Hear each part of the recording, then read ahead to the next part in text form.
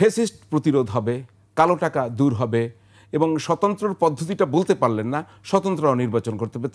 মোহাম্মদ তারেক রহমান, আপনি বলছেন এসব হবে না। আমি একটু আতাউর ভাইকে আমার সময় থেকে একটু সময় জিজ্ঞাসা করি, উত্তর যদি দেয়। যে আপনারা তো পিয়ার নিয়ে আলোচনা করছেন, পিয়ার পড়াশোনা করেছেন, জানেন ধরেন 5টা বা 6টা বা 7টা উপায় আছে পিয়ারের। আপনি বলছেন যে স্বতন্ত্রকেও কোনো একটা ভাবে ব্যবস্থা করা যাবে। মানে আমি আসলে জানতে চাই এই 7 উপায়ের মধ্যে কোনো উপায়ে যদি স্বতন্ত্র প্রার্থী নির্বাচন করার ব্যবস্থা থাকে, সেই উপায়টা আসলে কেমন উপায়?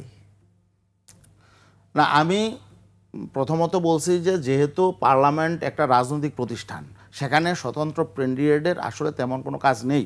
তারপরেও যদি ধরে নেওয়া হোক যে একজন স্বতন্ত্র প্রার্থী আমাদের এখানে যাওয়ার সুযোগ অবকাশ রাখা প্রয়োজন, তাহলে আমরা সেটা সুযোগ আমরা করে দিতে পারি। মানে তারেক রহমান যেটা জানতে চাইছেন সেইটার কোনো ধারণা আছে সেটা কেমন হতে পারে? অথবা আমি একটা কথা বলি যে ধরেন জামাতে ইসলাম একরকম পিয়ার ভাবে, অথবা ইসলামী আন্দোলন বাংলাদেশ তারা একরকম পিয়ার ভাবে। আমি জানতে চাচ্ছি যে ইসলামী আন্দোলনের পিয়ারটা আসলে কেমন পিয়ার? না, এখানে দেখেন স্বতন্ত্র কিন্তু এখনো বর্তমান নির্বাচন পদ্ধতিতেও কিন্তু যে কেউ স্বতন্ত্র ক্যান্ডিডেট হতে পারে না। স্বতন্ত্র ক্যান্ডিডেট হতে হলে 1% ভোটারের তাকে সমর্থন নিয়ে তারপর স্বতন্ত্র ক্যান্ডিডেট হতে হয়। পিয়ার পদ্ধতিতে হইলেও সেটা প্রয়োগ হতে পারে যে 2% বা 3% ভোটারের একটা এরিয়া নির্ধারণ করে সেখানে একটা সমর্থন নিয়ে যদি সে প্রার্থী হতে চায় তাহলে সে একটা এরিয়া তার জন্য নির্ধারণ করে দেওয়া যেতে পারে। সেই এরিয়ার মধ্যে ওইখানে যদি সর্বোচ্চ ভোট পায় তাহলে উনি এমপি হয়ে যেতে পারে। একটা ওই এরিয়ার মধ্যে তাহলে টোটাল পিয়ারের বাইরে এটা আলাদা সিস্টেম হতে পারে। এটা এই জন্যই তো বললাম যে আমরা এই জন্য কোনো কিছুই আসলে নির্ধারণ করি না, চূড়ান্ত করি নাই যে এইভাবেই হতে হবে না। যখন নাগরিকদের কাছে যাবেন যে আমরা পিয়ার চাচ্ছি, তখন নাগরিকদের সামনে এটার রূপরেখা দিতে হবে না যে আমরা এটার আউটপুট এই ধরনের নির্বাচন হবে, এইভাবে ভোট দিবেন। আমি বলতে চাচ্ছি যে ইসলামী আন্দোলন বাংলাদেশের পিয়ার নিয়ে, এটার পদ্ধতি নিয়ে কোনো মতামত আছে কিনা?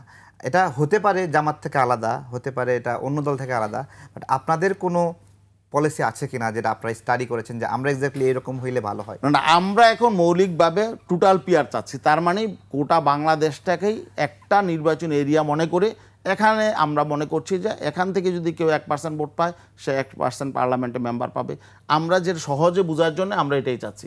কিন্তু ইন্দোনেশিয়া আবার একরকম, মালয়েশিয়া একরকম, আবার জার্মানিতে একরকম। একটা আসন হয়, তাহলে তো আপনি 300 প্রার্থী হলো না, তাহলে একটা প্রার্থী। তাহলে না, প্রার্থী আসন হলো পার্লামেন্টে 300।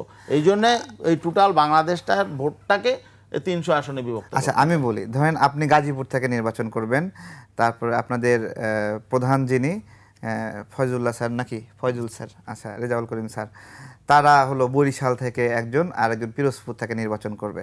আপনি গাজীপুরে অনেক জনপ্রিয়, টাইমে যায়নি, গাজীপুরে আপনি নিঃসন্দেহে মানে অনেক ভালো ভোট পাবেন। সেই হিসেবে ধরেন আপনি 60,000 ভোট পেলেন, অথবা 1 লক্ষ ভোট পাইলেন, 1 লক্ষ ভোট পাইলেন।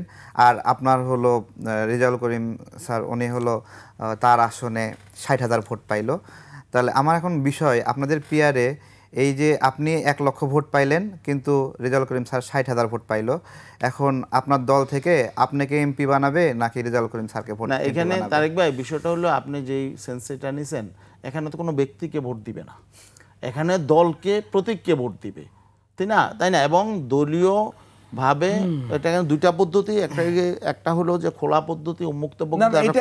এটা আমরা বুঝতে পেরেছি। আচ্ছা, তারেক রহমানের কোশ্চেনটা আমি একটু ক্লিয়ার করি আপনাকে। না, আমি ক্লিয়ার করছি।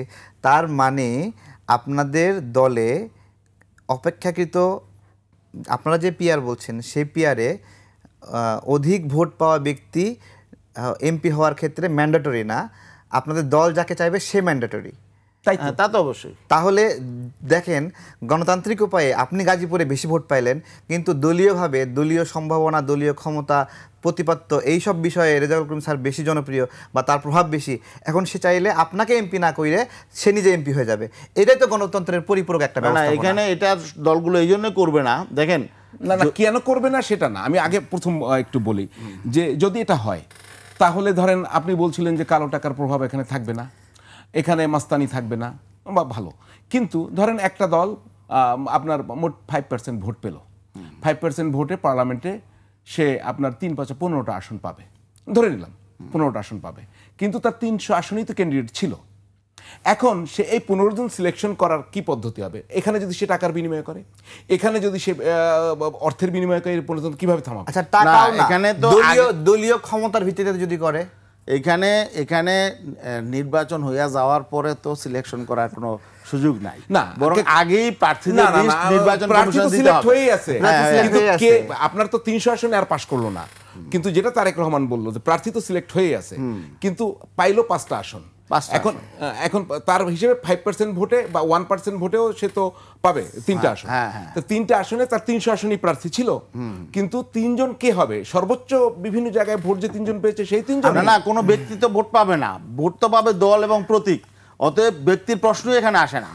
ব্যক্তি কেন ব্যক্তি হবে না? আপনি নির্দিষ্ট একটা অঞ্চলের সন্তান, ওই ভূমির সন্তান, আপনি ওই এলাকায় আপনার ভোটের ক্যাম্পেইন করবেন। আপনি তো ওই এলাকার, আপনি এমপি হলে তো আপনি আপনার জন্মস্থান যেখানে সেখানে আপনি এমপি হবেন। ক্যাম্পেইনটা হবে কিভাবে? না, বিষয়টা হলো যে এটা তো স্থানীয় নির্বাচনের ক্ষেত্রে প্রযোজ্য হবে। স্থানীয় নির্বাচনের ক্ষেত্রে উপজেলা নির্বাচন আছে। ঠিক আছে, আমি না তারেক ভাই, এখানে তো আমরা এই ব্যক্তির প্রভাব থেকে মুক্ত রাখার জন্যই তো এই পদ্ধতি কথা বলছি। পার্লামেন্ট নির্বাচন নিয়ে কথা, পার্লামেন্ট নির্বাচন, এটা তো ব্যক্তি প্রভাবিত হইল। এখানে তো কোনো ব্যক্তি তার অঞ্চলে জনপ্রিয় সেটা দেখেন। আচ্ছা, আমার শেয়ারটা এখানে মেধা যোগ্যতার ভিত্তিতে পার্লামেন্টে যাবে। একজন ব্যক্তি, সে বড় প্রভাবশালী, সে অনেক টাকা পয়সার মালিক, তার অনেক কর্মচারী আছে, কিন্তু সে পার্লামেন্ট চালানোর মতো যোগ্যতা নাই। কথা বলার যোগ্যতা তার নাই, তার সংবিধান বুঝার মতো যোগ্যতা নাই, তা সে তো এলাকায় জনপ্রিয়। তাই এই জাতীয় নির্বাচন তো অতীতে হয়েছে, এ থেকেই তো আমরা বেরিয়ে আসতে চাই। এখন আমাদের মাথায় আবার ঠিক একই সিস্টেম ঘুরপাক খাচ্ছে, তাহলে তো আর এই পদ্ধতি সম্পর্কে আমরা বুঝলাম না। তারেক রহমান সাহেব, আপনি কেন বলছিলেন যে এখানে আমরা ভণ্ডামি? আপনার কথা আছে, কেন জনপ্রিয় লোক চাচ্ছি না, আমরা চাচ্ছি দেশপ্রেমিক, ভালো লোক, সৎ লোক, যোগ্য লোক। অনেক জনপ্রিয় লোক আছে, কিন্তু তারা আসলে তাদের মধ্যে কোনো যোগ্যতা নাই, অভিজ্ঞতা নাই, এবং তাদের মধ্যে দেশপ্রেম নাই, এমনও আছে, কিন্তু তারা কিন্তু অনেক জনপ্রিয় আছে। আমরা তো সেই অবস্থাকে বেরিয়ে আসতে চাই।